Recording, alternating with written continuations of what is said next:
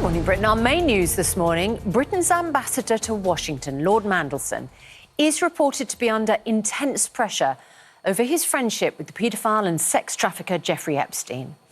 In a message he is alleged to have written for Epstein's birthday, he describes him as his best pal.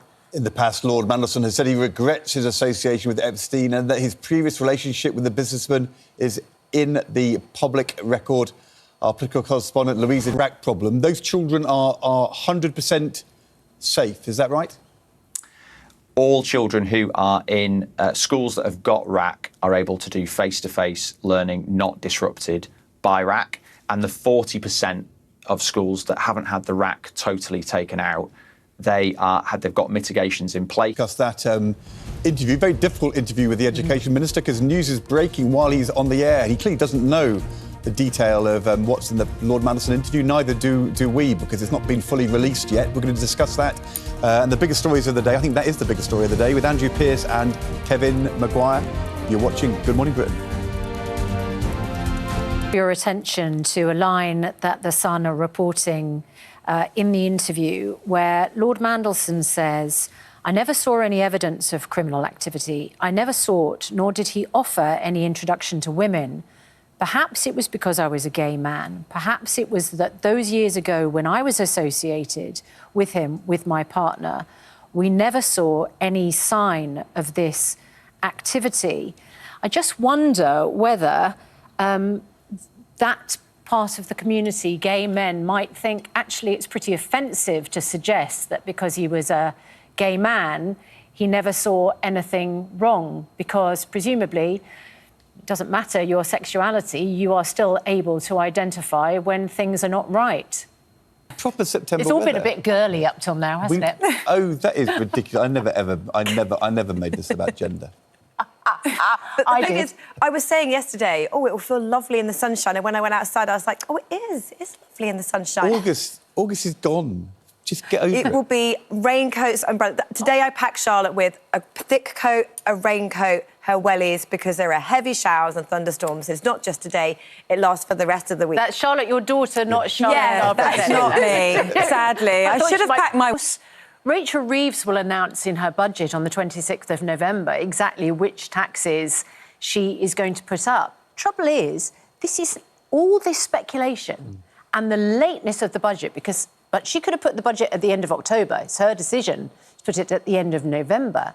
She's opened up almost 3 months of damaging speculation about which taxes are going to go up. Look, it'd be interesting to know if viewers are trying to buy or sell a house, working in finding it very hard to process transactions because of speculation over property taxes. And so much uncertainty, and people are thinking, well, is it safe? It's the end of the story. And Louisa referred to the story in the Telegraph involving JP. As things stand, this is embarrassing, but the papers aren't going to give up. No. And we will be talking to Andrew Pearce of the Mail, of course, and Kevin Maguire of the Mirror at 6:30. Now, though, 7 minutes past 6, here's Charlotte with the rest of the day's news. 2 more parts of it, and let's listen to what he said when he was asked about the Prime Minister.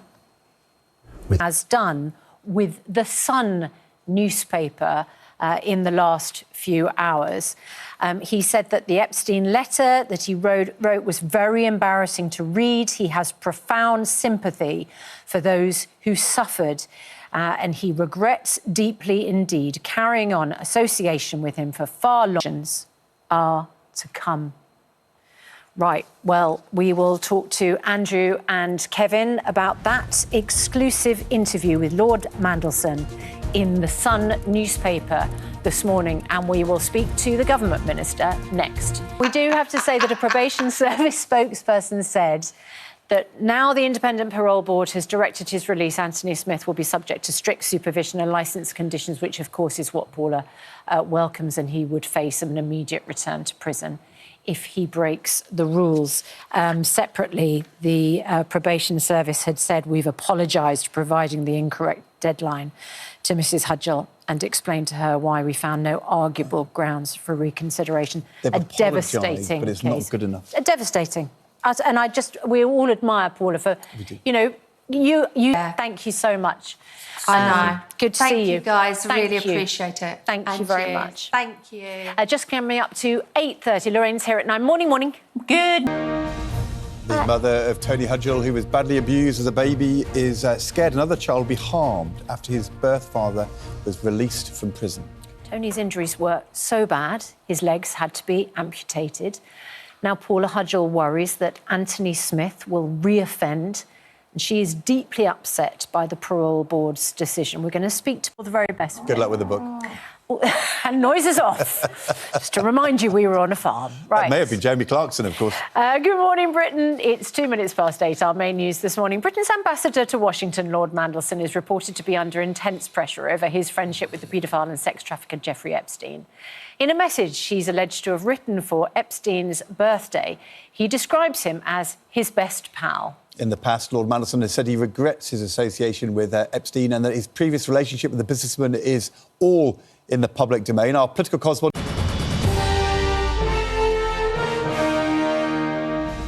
The determination and bravery of a group of women who came together to bring a serial Tinder predator to justice is the focus of a new documentary. Well, earlier this year, we spoke to the journalist Katrina Stewart, who helped highlight the women's stories and bring Christopher Harkins to justice. And in a moment, we will be speaking to two of his... Here's James Goodison with the story. Well, two of the women who met him 10 years ago. Long time ago. And you had a relationship with him for 6 months. But there was a red flag, wasn't there, which led you to break up with him, but clearly you for money. Yep. Tell us But I was in a 6-month relationship with him. Do you think he was always planned? What do you miss about being in a couple? Oh, I miss going on holiday. Now you know. Yeah. Do you think that was a manipulation? 100. Gosh. And what happened to that money? Because with the help of Katrina, you actually managed to track him down, didn't you? Yes, I ended up. As you said, Jack, it was like, Did he do one victim at a time? This guy, I'm getting on really with him really well. Or how did it affect in the year trust in dating, meeting people online? There's too many predators using... Actually, a manipulation. Do you know, it was a light bulb moment. Totally I thought, shocking. Now it all makes sense. And obviously, the more I read... Really hard.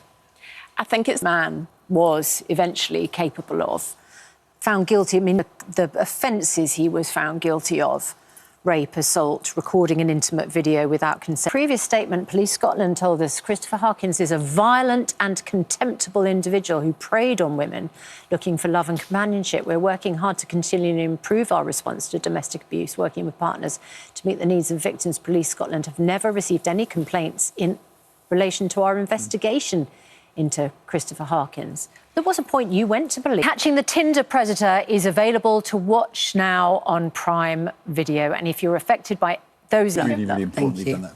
Competition time now, and...